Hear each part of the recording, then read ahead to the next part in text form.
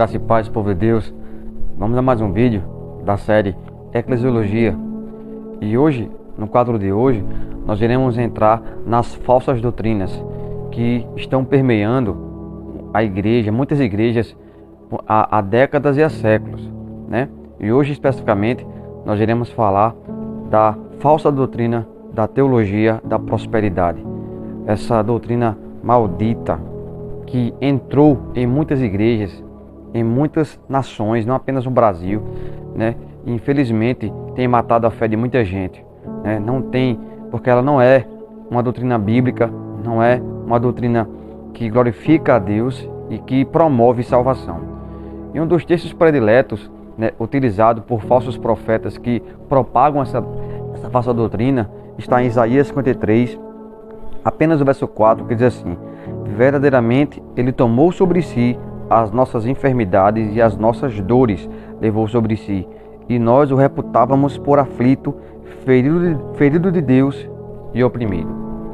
Então, essa doutrina, meus amados irmãos, é baseada em textos isolados da palavra de Deus que não respeita o seu contexto bíblico, certo? Ela se inicia há cerca de 100 anos atrás, né, por falsos profetas como Kenneth Hagin, Kenneth Copeland, que foi aos poucos catequizando pastores e igrejas aqui do Brasil. Essa falsa doutrina da teologia da prosperidade tem como sua principal mensagem, né, o seu principal lema, que o cristão não pode sofrer, que o cristão não nasceu para sofrer, não nasceu para perder.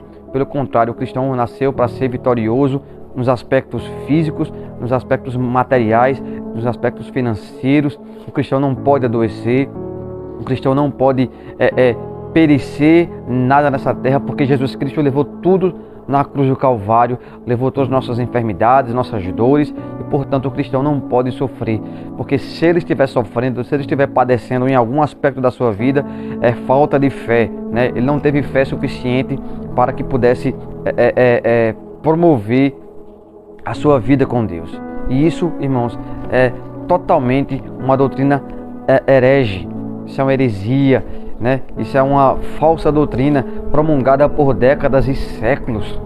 E nós precisamos ter cuidado com essa doutrina, porque aos poucos essa doutrina foi entrando nas igrejas, e muitas delas entrando através das canções, né, chamados louvores antropocêntricos. São louvores que enaltecem o homem, que falam apenas de vitória, de bênção, de sabor de mel, que o cristão nunca viu o crente sem resposta ou ficar no sofrimento. Essas unções de ousadia, de multiplicação, unção de cura, tudo isso foi catequizando, foi provocando essa cauterização na mente de muitos cristãos, e muitos cristãos infelizmente perderam sua fé, porque se frustraram infelizmente com o próprio Deus, achando que porque eu estou sofrendo, porque eu estou padecendo, sendo que a Bíblia é sagrada, principalmente no Novo Testamento, nos mostra que todos os cristãos pós Jesus Cristo, os discípulos, o próprio Jesus Cristo passou por sofrimento, passou por dores em sua alma, irmãos, porque a extinção do sofrimento só se dará na glória.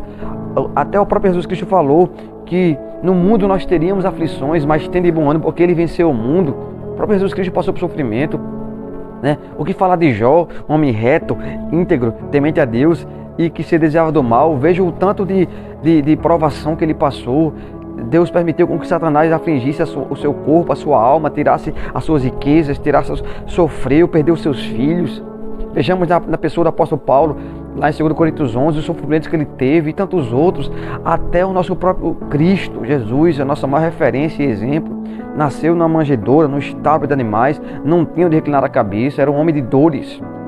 Esse texto bíblico de Isaías 53, quando fala que ele levou sobre si as nossas enfermidades e dores, está falando do nosso pecado, está falando da nossa enfermidade espiritual, nós estamos distantes nas trevas do pecado, e ele levou sobre si as nossas dores, ou seja, a condenação que estava sobre nós, ele levou sobre si, ele se fez pecado por nós. É só você continuar os versos e você vai ver que ele levou sobre si as nossas transgressões, né? O castigo que nos traz a paz, ou seja, nós estávamos condenados, estava sobre ele. Ele se fez pecado por nós. Ele sofreu a ira de Deus por nós. Não é no sentido físico nem material esse versículo, mas é no sentido espiritual. Nós Se crermos em Cristo, se nos arrependermos dos nossos pecados, ficaremos livres da condenação eterna. E a verdadeira prosperidade aqui nessa terra, irmãos, é vida com Deus, vida de comunhão com o Espírito Santo de Deus. E Jesus falou que do suor do teu rosto comerás. Jesus Cristo, Ele glorifica o trabalho, Ele glorifica o conhecimento. Se você quiser ter uma vida melhor, um bem-estar, não é errado, estude, se qualifique, trabalhe, mas não coloque na conta de Deus algo que Ele não prometeu. Certo? Outros textos bem parecidos como esse, como Mateus 6,33, que diz: buscai, pois, em primeiro lugar o reino de Deus e a sua justiça, e as demais coisas serão acrescentadas. Essas demais coisas, esses falsos profetas, esses falsos cristãos que acreditam dessa maneira, pensam que as demais coisas é tudo que você possa imaginar: prosperidade física, casa na praia, dinheiro. Não, essas demais coisas é só você voltar, está no verso 33, é só você voltar no contexto. As demais coisas é comer, vestir e beber, as coisas básicas do ser humano. Então, meus amados irmãos, fuja dessa teologia, fuja dessa falsa doutrina, fuja dessa heresia da teologia da prosperidade. Isso não é de Deus, isso não é bíblico. A verdadeira prosperidade é ter a salvação, é ter o perdão e ter saúde para trabalhar. Isso glorifica a Deus, tá bom?